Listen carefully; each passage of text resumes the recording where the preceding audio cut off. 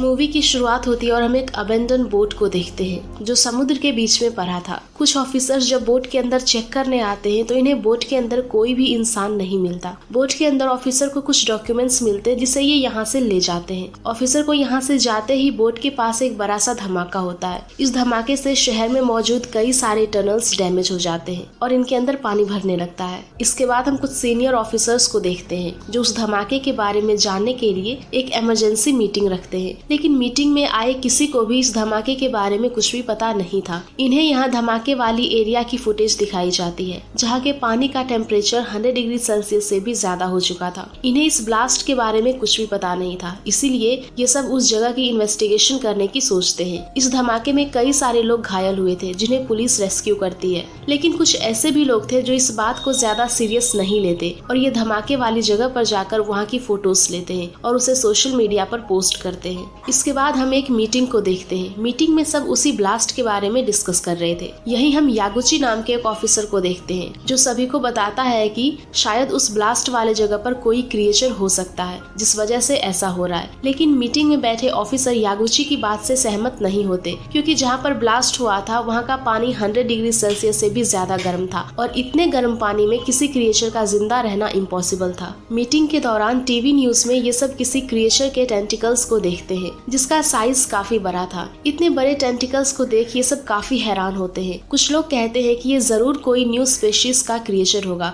जो खुद को इवॉल्व कर रहा है। हम क्रिएचर को देखते हैं जो समुद्र से शहर की ओर बढ़ रहा था। मीटिंग में हिरोमी नाम की एक लड़की जब उस क्रिएचर की वीडियो को देखती है तो ये सबको बताती है कि इस क्रिएचर के पास पैर है जिस वजह से वो क्रिएचर जमीन पर भी चल सकता है। मीटिंग में बैठे सभी ऑफिसर्स उस क्रिएचर को मारने का प्लान बनाते हैं ताकि वो क्रिएचर जापान के लोगों को नुकसान ना पहुंचा सके। हम उस क्रिएचर को देखते हैं जो शहर की तरफ बढ़ रहा था। क्रिएचर के रास्ते में जो भी चीज आती है ये उसे डिस्ट्रॉय करते हुए आगे बढ़ रहा था। इतने बड़े क्रिएचर को देख सब लोग डर जाते हैं और ये सब अपनी जान बचाने के लिए इधर उधर भागते हैं। यहाँ पर रेस्क्यू टीम भी आई थी जो लोगों को बचाकर उन्हें यहाँ से ले जाती है। वो क्रिएचर लगातार शहर की ओर बढ़ रहा था, इसीलिए जापान की गवर्नमेंट उस क्रिएचर को मारने के लिए एक स्पेशल फोर्स तैयार करती है। स्पेशल फोर्स इस क्रिएचर को मारने आते हैं। ये लोग अपने टारगेट पर फायर करने वाले थे कि तभी इन्हें यहाँ ढेर सारे लोग दिखाई देते हैं जिस वजह से यह क्रिएचर पर फायर नहीं करते और यहाँ से वापस चले जाते हैं। ये क्रिएचर खुद को इवॉल्व कर रहा था जिस वजह से इसका साइज पहले से काफी ज्यादा बड़ा हो जाता है जिसे देखकर ये सब काफी हैरान थे।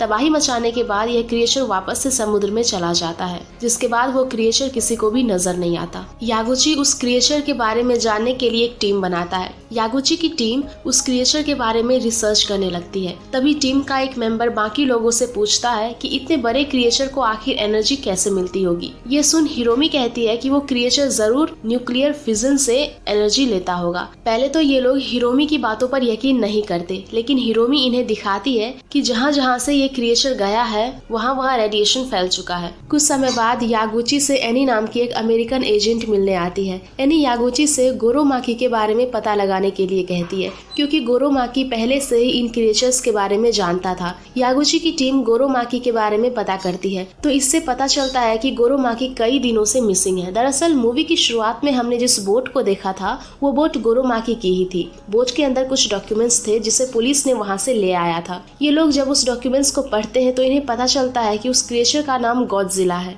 एनी इन्हें यहाँ पर कुछ फोटोज दिखाती है जिसमें ये समुद्र के अंदर ढेर सारे न्यूक्लियर वेस्ट को देखते हैं। गोरोमाकी के रिसर्च के अनुसार वो गॉडजिला इन्हीं न्यूक्लियर वेस्ट से म्यूटेड होकर बना है। गॉडजिला के बारे में इतना सब कुछ जानने के बाद भी इनके पास उसे रोकने का कोई भी तरीका नहीं था। गॉडजिला दोबारा से शहर पर हमला करने आता है। इस बार गॉडजिला पहले से भी कई गुना बड़ा और काफी एग्रेसिव हो गया था। शहर में मौजूद सब लोग अपनी जान बचाने के लिए भागते हैं। जापान की गवर्नमेंट आर्मी फोर्स को गॉडजिला को मारने के लिए भेजती है। आर्मी फोर्स गॉडजिला पर फायर करते हैं लेकिन गॉडजिला पर गोलियों का कोई भी असर नहीं होता। मिलिट्री गॉडजिला को टैंक से फायर करती है लेकिन इसका भी उस पर कोई असर नहीं होता। उधर रेस्क्यू टीम लोगों की जान बचाने के लिए उन्हें अंडरग्राउंड करती है। जापान अकेले गॉडजिला को नहीं हरा सकता था, इसीलिए ये यूएस आर्मी को अपनी मदद के लिए बुलाते हैं। जापान यूएस के आर्मी से मिलकर कई सारे बड़े बड़े मिसाइल्स को गॉडजिला के ऊपर गिराते हैं। मिसाइल से गॉडजिला घायल होने लगता है जिस वजह से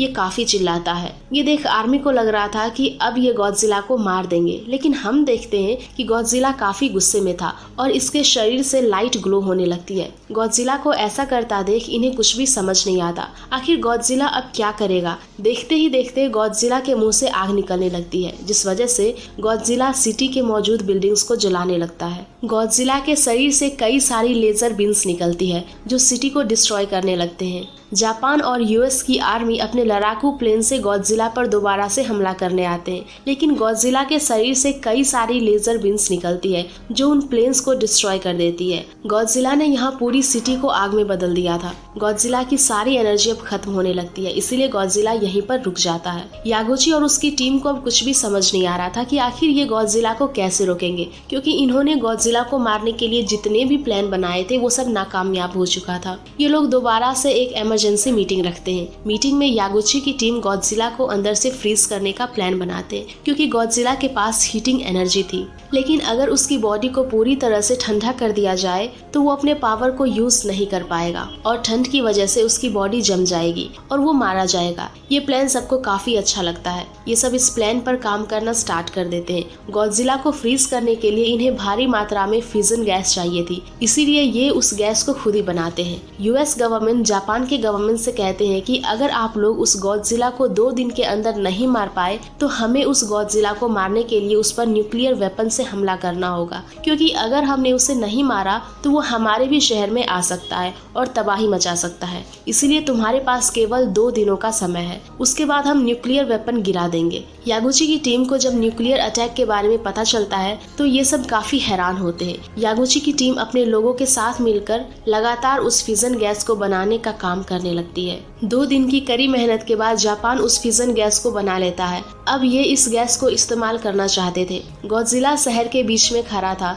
ये लोग गॉडजिला को ट्रेन से टक्कर देते हैं ताकि गॉडजिला उठ सके। ट्रेन की टक्कर से गॉडजिला उठ जाता है और उठते ही गॉडजिला दोबारा से सिटी को डिस्ट्रॉय करते हुए आगे बढ़ने लगता है। आर्मी गॉडजिला पर मिसाइल से हमला करने वाली थी, लेकिन गॉडजिला अपने लेजर बीम से सब प्लेन्स को डिस्ट्रॉय कर देता है। कुछ ही समय बाद गॉडजिला की सारी एनर्जी खत्म हो जाती है और ये फिर से शांत हो जाता है। गॉडजिला के शांत होते ही इसके आसपास की बिल्डिंग्स आर्मी ब्लास्ट करके उसके ऊपर गिराने लगती है, जिस वजह से गॉडजिला बिल्डिंग के नीचे दब जाता है। अब आर्मी जल्दी से गॉडजिला के पास वो फ्रीजन गैस लेकर आते हैं। आर्मी मशीन के जरिए गॉडजिला के मुंह में वो फ्रीजन गैस डालने लगते हैं। गैस डालते समय गॉडजिला को होश आ जाता है और ये उठकर यहाँ से जाने लगता है। आर्मी के लोग दोबारा से गॉडजिला को ट्रेन से टक्कर देते हैं, जिस वजह से गॉडजिला फिर से नीचे आ गिरता है। यागुची की टीम जल्दी से गॉडजिला के अंदर दोबारा से फ्रीजन गैस डालने लगते हैं। इस बार ये पूरा गैस गॉडजिला के अंदर डाल देते हैं। तभी गॉडजिला दोबारा से उठता है और ये यहाँ से जाने लगता है, लेकिन गॉडजिला के अंदर मौजूद फ्रीजन गैस अब अपना असर दिखाना शुरू कर देती है, जिस वजह से गॉडजिला की बॉडी यहीं पर फ्रीज हो जाती है